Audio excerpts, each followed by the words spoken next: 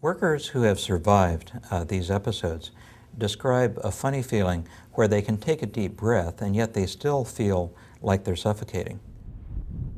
On November 5, 2005, 2 workers died at the Valero Energy Corporation refinery in Delaware City, Delaware.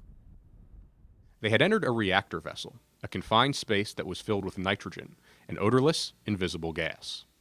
The accident occurred during a maintenance operation at the 5,000-acre facility, which processes 180,000 barrels of crude oil per day. The complex is one of Valero's 18 U.S. refineries and has 570 employees. The U.S. Chemical Safety Board investigated the accident and issued a case study with safety recommendations. This is not a new issue for the CSB. In fact, the board conducted an earlier investigation into the hazards of nitrogen asphyxiation and issued a safety bulletin in 2003. The bulletin identified 85 nitrogen asphyxiation incidents that occurred between 1992 and 2002, killing 80 people and injuring 50. That study and incidents since it was issued in 2003 show that lives continue to be lost because workers are not being made aware of the dangers of oxygen deprivation. Oxygen comprises 21% of the air we breathe, and humans cannot survive for long when it drops below about 19%. In refineries and chemical plants, dangerous, low-oxygen environments are created when inert gases like nitrogen are used to remove oxygen from pipes and equipment. The risk of an oxygen-deprived atmosphere is that you'll get trapped in that situation. You'll get trapped and die. Dr. T. Gadati is a physician and chairs the Department of Environmental and Occupational Health at the George Washington University. He describes the effects of oxygen deprivation on workers. From the moment a person first goes in to an oxygen-deprived atmosphere, they are effectively impaired. And when the oxygen-deprived atmosphere begins to enter the lungs, the oxygen in the blood that's going to the brain starts to fall. That affects the brain's judgment, it affects coordination, it affects the ability to exert strength. They fall down, fall unconscious, or their judgment is so impaired that they can't find their way back out, and they die. The CSB case study on the Valero accident underscores the importance of strict safeguards when working around low oxygen environments. Workers are in danger not only inside confined spaces, but also around openings where inert gases, like nitrogen, are flowing out. Here's what we believe happened the night of the accident. Valero's hydrocracker reactor number R1 was shut down for maintenance. A large pipe elbow had been removed, creating an opening surrounded by large steel bolts in the middle of the platform. Workers had wrapped red tape around the bolts and covered the opening with plywood and plastic.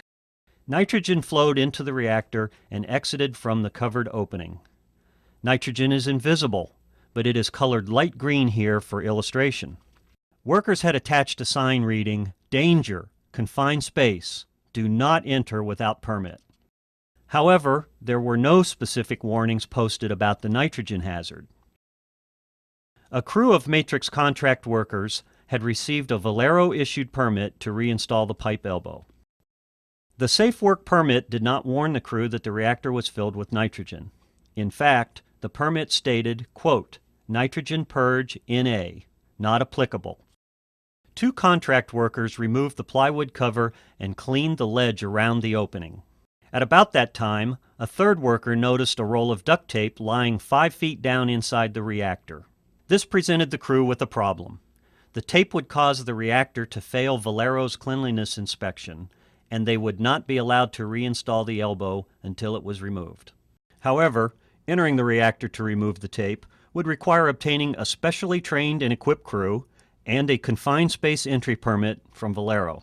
That process would take many hours and delay the installation of the elbow, which was to be completed before the end of the night shift, now half over.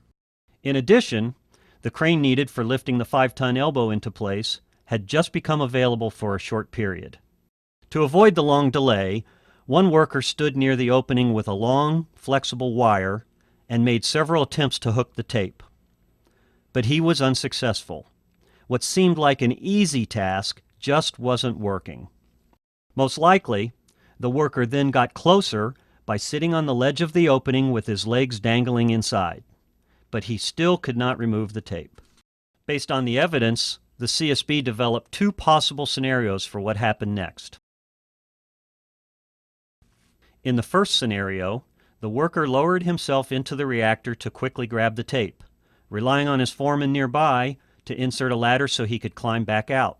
But after lowering himself into the reactor, he inhaled the nearly pure nitrogen inside. Deprived of oxygen, he quickly collapsed. In the second scenario, the worker on the ledge leaned over the opening, trying to get closer to the tape. At that point, he either accidentally slipped into the reactor, or he breathed in the oxygen-deficient atmosphere just above the opening, lost consciousness, and slid in. What happened next added to the tragedy. An eyewitness saw the foreman and the contract administrator peering into the reactor. The stricken worker was lying unconscious inside. The foreman quickly inserted the ladder into the reactor and climbed down to help his fellow worker. But without a breathing apparatus, he too collapsed from the lack of oxygen. The contract administrator declared an emergency on his radio. Valero operators then sounded the unit alarm. When company emergency responders arrived a short time later, they saw both victims lying motionless inside the reactor. A handheld meter inserted through the opening showed less than 1% oxygen, a lethal atmosphere. Wearing supplied air breathing equipment, the responders entered the reactor. A rescue hoist was used to remove the workers. It was now almost 10 minutes since the first worker had collapsed. Attempts to revive the men were unsuccessful, and both were later pronounced dead at the hospital. The CSB believes the two workers died within a few minutes of entering the nitrogen-filled reactor. This tragic accident was avoidable. The CSB determined that company training programs and industry good practice guidelines do not adequately warn workers of the dangers of oxygen-deficient atmospheres inside confined spaces. This video shows the inside of the Valero reactor where the accident occurred. The roll of tape still visible just 5 feet below the opening. It's a situation where a worker might be tempted to believe he could quickly get in and out to accomplish what appeared to be a simple task. But safety experts warn that would be fatal. It is far too dangerous for any worker to try to duck in and duck out holding their breath. You can't hold your breath long enough or reliably enough to do this. Nitrogen gas hazards are not limited to the inside of confined spaces. The CSB concluded that industry safety guidelines, Valero procedures, and OSHA standards do not adequately warn of low oxygen hazards outside of confined spaces near openings. A person who's leaning over, for example, with their face close to an opening in a vessel with nitrogen under pressure is not going to be breathing the regular concentration of oxygen in air. That can impair judgment, and it can also cause the person to pass out. Warning signs and barricades are additional protection for workers tempted to enter low oxygen environments. The CSB found that there was a confined space warning sign posted at the opening of the Valero reactor. But it was only after the accident that the company put up a barricade around the work area with a sign reading, "Danger, nitrogen inert gas purge in progress. Oxygen deficient atmosphere. Do not pass this point without authorization." When a worker does enter an oxygen-deficient confined space and is overcome, it can set the stage for further tragedy, as other co-workers attempt rescue without proper breathing and rescue equipment. This can lead to multiple deaths. It's particularly sad because when an incident like this happens and you have a man down, other workers invariably feel a very human urge to rescue the co-worker. So they run into the situation very often without getting self-contained breathing apparatus, without getting an air supply, and fall victims themselves. It's not a question of the worker's judgment, it's a question of the worker's training. Because if the worker has been adequately drilled and has been informed of the proper procedures, and these procedures have been enforced, that should never happen. Following our investigation, the CSB issued several safety recommendations to the Valero Delaware City refinery, to the corporation, to the maintenance contractor, and to trade and safety organizations. The recommendations emphasize the need for training in work around confined spaces and on the dangers of oxygen deprivation. The CSB recommended that the American Petroleum Institute, the oil industry's leading trade association, revise its guidelines for safe work in inert, confined spaces. The CSB recommends that the following critical information be conveyed to workers. Nitrogen rapidly overcomes the victim.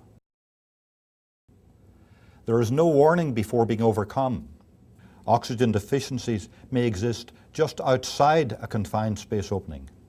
Any personnel attempting rescue must strictly follow confined space entry procedures to avoid further loss of life, and use warning signs and barricades where appropriate. Nitrogen and other inert gases are widely used and vital components in the operation of chemical plants and oil refineries. But they can be silent killers in confined spaces. The CSB believes that lives will be saved if companies provide comprehensive training and strict enforcement of safe work procedures. To view the written CSB case study on Valero and the CSB Nitrogen Safety Bulletin, please visit our website at csb.gov. Thank you for watching this CSB safety video.